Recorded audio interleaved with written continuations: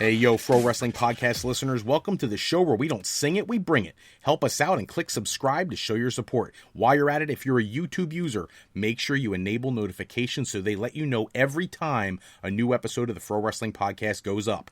Guys, let's talk. Remember the days when you were always ready to go? Now you can increase your performance and get that extra confidence in bed. Listen up, BlueChew.com. That's blue like the color blue. Blue Chew brings you the first chewable with the same FDA active ingredients as Viagra and Cialis, so you know they work. You can take them anytime, day or night, even on a full stomach, and since they're chewable, they work up to twice as fast as a pill, so you can be ready whenever the opportunity arises. When I try Blue Chew, I really noticed something extra. Now, this isn't just for guys who can't perform, it's for any guy who wants extra function to enhance their performance in the bedroom. Blue Chew is prescribed online and shipped straight to your door. It's in a discreet package, so no in-person doctor visits, no waiting in the pharmacy. The best of all, no more awkwardness. They're made in the United States, and since Blue Chew prepares and ships direct, they're cheaper than a pharmacy. Right now, we've got a special deal for our listeners. Visit BlueChew.com and get your first shipment absolutely free when you use our special promo code FROPODCAST. Just pay the $5 shipping fee. Again, that's Blue, B-L-U-E, Chew.com, promo code FROPODCAST to try it free. Blue Chew is the better, cheaper, faster choice, and we thank them for sponsoring the podcast. If you want to become a member of the Pro Wrestling Podcast family and you want your name in the shoutouts like our buddy Mike in Lansdale, then make sure you check out our Patreon page at patreon.com/Pro Wrestling Podcast. Sign up today. Don't forget we got loyalty rewards. Any $15 a month contributor gets to co-host of one of our live shows, and our $7.50 a month contributors also get entered into a drawing to co-host an episode of one of our live episodes, typically on Saturday nights. Hello, everybody. Welcome to this episode of the Pro Wrestling Podcast. If you have questions, comments, anything you want us to discuss, then give us a call at our Pro Wrestling Sound Off line, 267-642-1160. Give us your questions, your comments, anything you want us to talk about. We will get to it in a future episode. It is a talk-to-text service. You talk, it texts it to me, or you can text your questions directly to that number. Again, 267-642-1160. Don't forget, check out our homepage, the Pro Wrestling Podcast page at www.frowrestling.com, where you can preview all the topics coming to the show, come up with those questions, things you want us to discuss, and really become an active member of the show. The only thing that I ask, please, let us know who you are so we can give you credit for your contribution to the show. It's important. We want to get our audience to be a part of the show. If you're an independent wrestling fan and you're looking for a show in your area, go to ProWrestling.com and click on the Indie Events tab. There are a slew of companies with big shows coming to an area near you. Check that out as soon as you can. Topics for the discussion tonight. We got to kick it off with Brock Lesnar, the update on his UFC future and WWE futures. He apparently has indicated to Dana White that he is retiring from UFC officially. Now, I find it curious that he's been tested repeatedly this year by the U.S. Anti-Doping Association, and once they tested him most recently, he decides he's going to hang up the gloves. I think there was a big money contract on the table offered to fight Daniel Cormier, and for some reason, something has shifted, and he's no longer interested in that fight, and he's going to be retiring. Now, look, he is over 40. I get it. He's getting to the time in his career where, Father Time is going to catch up to everybody. It just is what it is. But I think he's still in the kind of shape that really would have made for an incredible fight. And it's almost a shame we're not going to see this, because you can't ask for a more organic and awesome moment than when Cormier won the heavyweight championship and called out Brock Lesnar right away. And they had their stare down shoving match in the UFC octagon. But apparently that's not going to happen now. And the other tidbit of news on this topic is that Brock now is questioning his WWE future and apparently may have talked to Vince McMahon about WrestleMania 36 being his last match. I don't know who they would put him against. Some people have theorized it'll be Matt Riddle, who has already claimed that he wants to be the one to retire Brock Lesnar. Maybe it'll be a big name coming in for a one-off just to make the match that much more special for a WrestleMania show. I guess it really depends on how they build different characters over the course of the year. And you know what? If he walks away from wrestling, let's face it, the guy has never been probably never will be a diehard wrestling fan. He did this for the money. And let's be fair here. I know Brock gets a lot of crap for either not showing up enough or getting a contract that was too light, but he's done everything he's been asked to do. And when he's in the ring, he tries to put on the best performance he can. I think he works better with smaller guys. I think that's the general consensus nowadays. But he has always tried to deliver on whatever it is that he was expected of him from a fan perspective. Going all the way back to the WrestleMania match against Kurt Angle when he tried to go for the shooting star press that almost killed him, he's always tried to be the best performer he could be. And let's face it, he did bring some mainstream attention to WWE when he came back from UFC and came back to WWE, and he has put a lot of butts in seats, as JR used to say. So if this is the end of his career, if we're looking for maybe one last run to go into WrestleMania 36, so be it.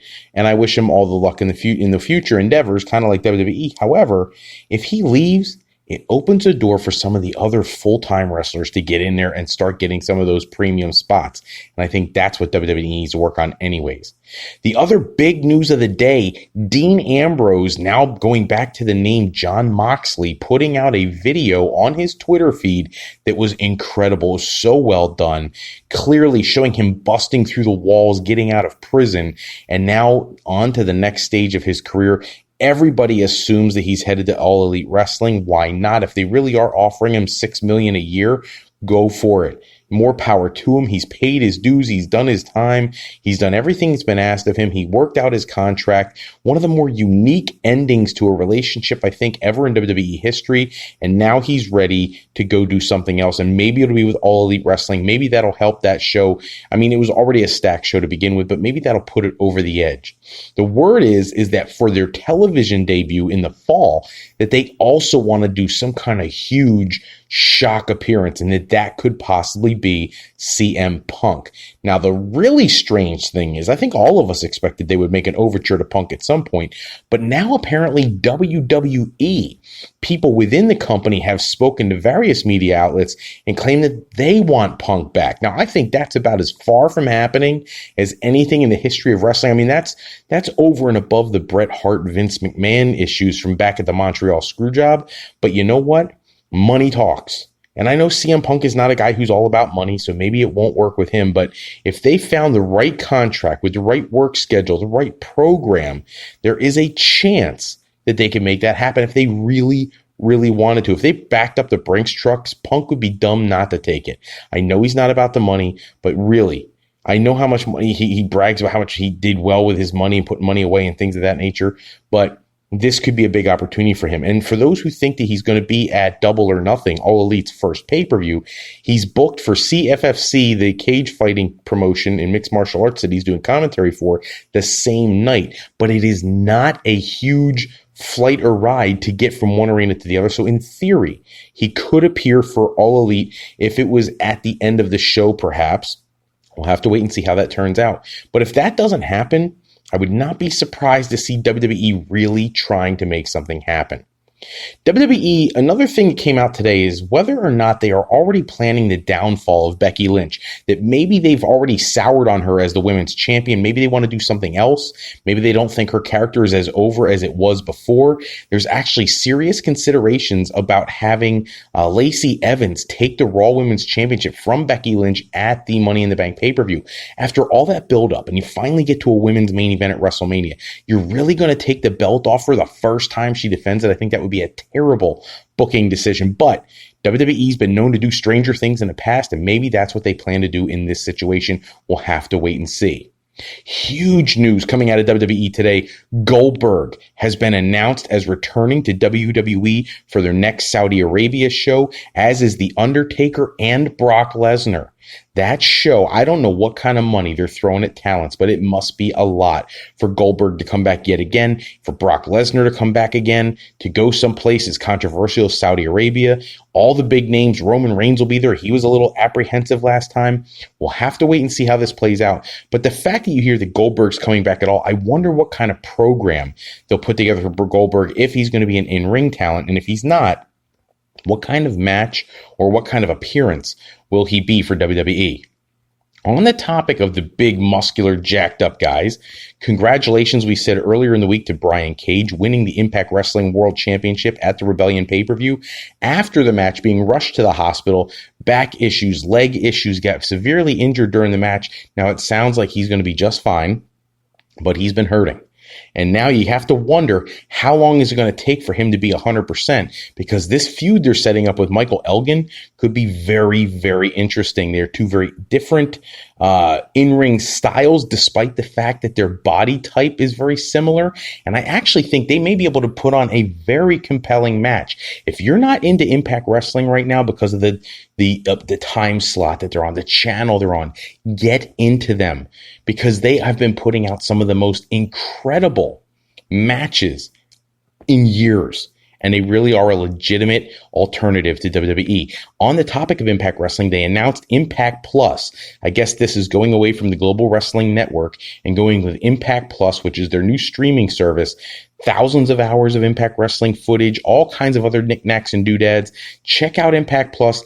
I think the quality of the product in their video library is on par with anything else out there. Check it out. In one last tidbit for the Impact Wrestling fans, they announced that their next pay-per-view, Slammiversary, is going to be the same weekend as the G1 Climax special here in the United States. So you'll have the G1 on Saturday, you'll have the Impact Wrestling Slammiversary on Sunday, and if Impact and places like Ring of Honor, New Japan Pro Wrestling, these companies keep doing this Saturday, Sunday thing, I actually think that's a huge thing for independent wrestling and smaller wrestling companies, because it gives fans almost like a mini WrestleMania opportunity where you can go to one city and get multiple shows and really immerse yourself in the wrestling action, and that can only be a good thing. The Revival in the news this week, people are a little frustrated with the angle they shot on Raw with them doing the back shaving in the shower and all that kind of nonsense. A lot of it probably happening because they were offered 5-year, $500,000 per year contract extensions from WWE, and they still have turned them down. So Monday night's shower scene is kind of a way of punishing them or making them pay the price for turning down these contract offers. After the show went off the air, they both came out to attack and got taken out by Seth Rollins. And now the word is that Dawson's contract is being extended by 2 months because of when he was injured in the past, when he had the broken jaw issue. So WWE is really playing hardball with all these talents anymore. And in a way, I actually appreciate it. Don't sign a contract that you're not willing to honor. I mean that. And I understand WWE is a big conglomerate and they don't know how to use talent. At the end of the day, once their contract is up, they're free to go anywhere they want, and more power to them. I hope they go to AEW and wrestle the Young Bucks. That's what I'd like to see. But in the end, we need people to live up to their contracts unless WWE is going to start letting people wrestle elsewhere because they're independent contractors. Man, that conversation with John Oliver really got that topic into the news. Gail Kim questioning whether wrestlers can sue in court and win to void the part of their contracts that says they can't wrestle elsewhere. Very curious in the world of professional wrestling right now. Killian Dain, formerly of Sanity, headed back to NXT. We know that Desmond Wolfe already went to NXT UK. We know that the whole Sanity faction, totally a done deal.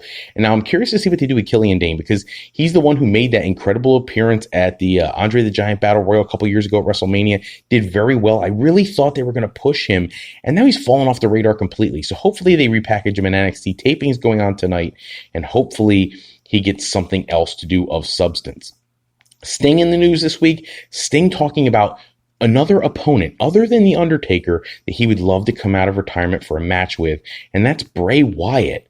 He would love to have a match with Bray Wyatt just to see, because he feels like the storyline they could tell and all the peripheral stuff could really wrap together into an interesting storyline, an interesting angle. And I think it's something that he never really thought about it as a serious option.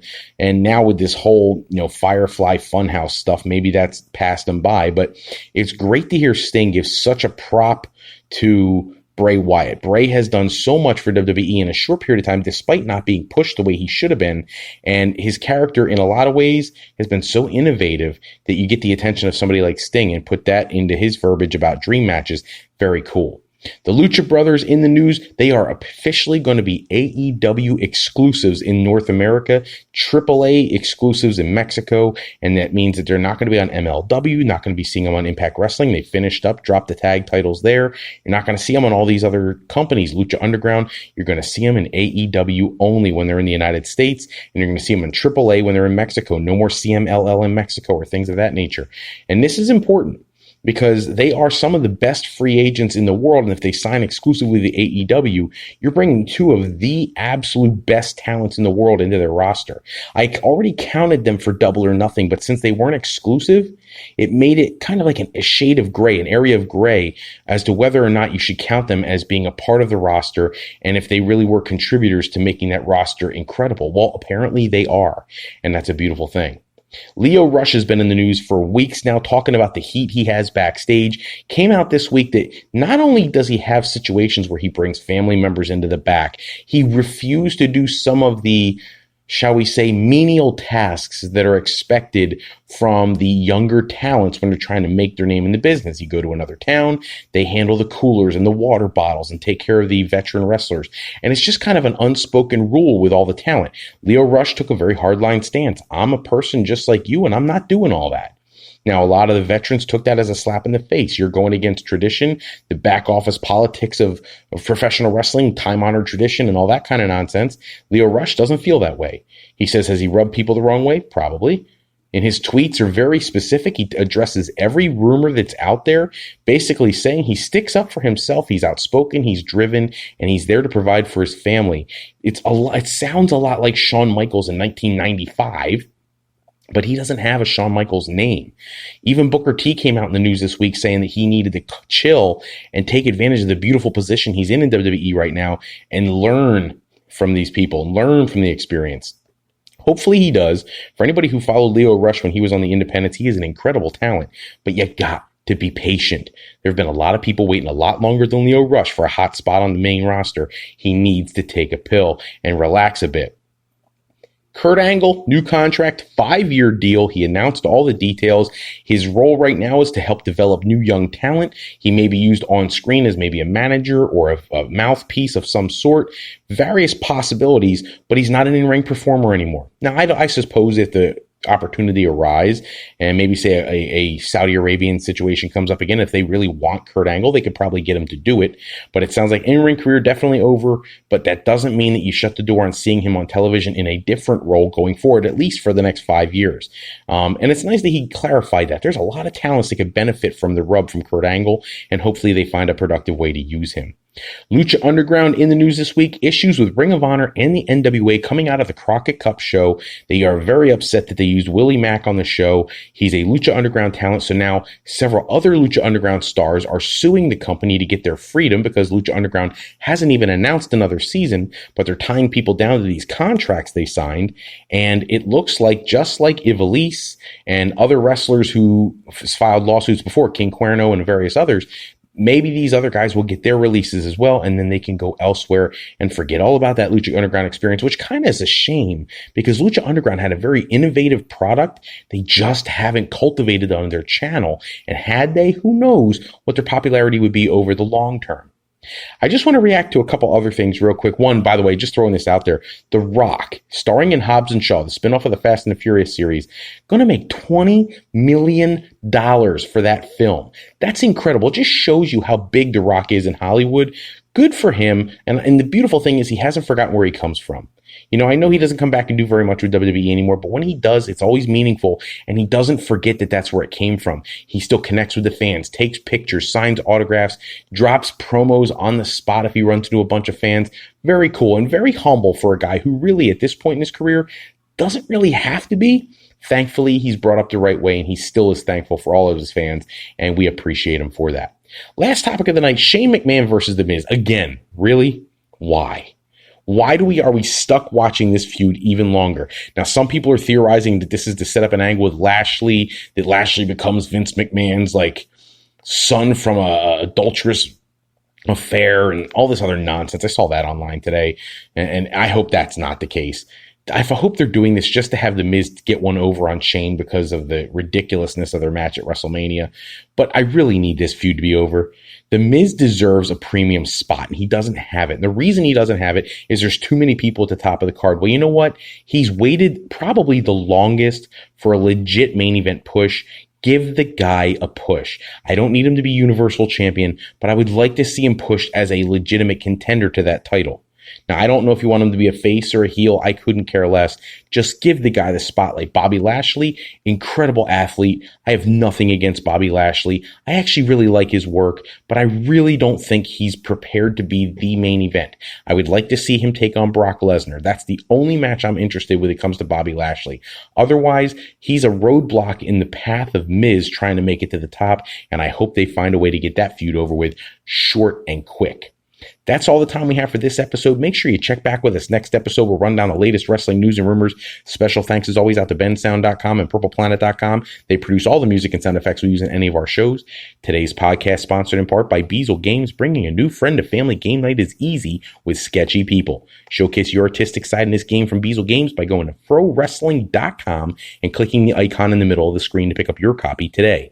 And alleyrepair.com. Contact Alley Repair for servicing of all your classic skee-ball, pinball, and arcade game needs. Are you sick and tired of dropping $60 to $100 for the latest and greatest wrestling video game? Stop immediately and go to Wrestler Unstoppable, available exclusively through Facebook.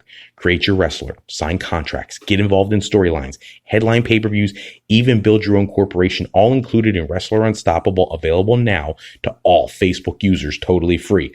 If you're looking for your next career move, you're considering college, maybe university life, you just need some formal training for your next career decision, go to our sister website, frolifeplanning.com, for all your higher education needs, as Fro Life Educational Planning is for today, for tomorrow, and for life with Fro Life.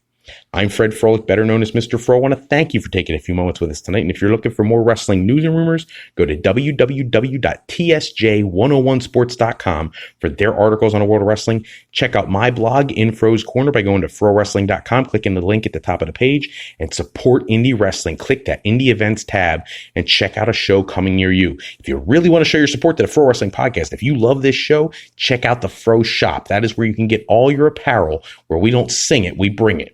Thank you so much, everybody. Have a great night. Take care, and we'll see you on our next show.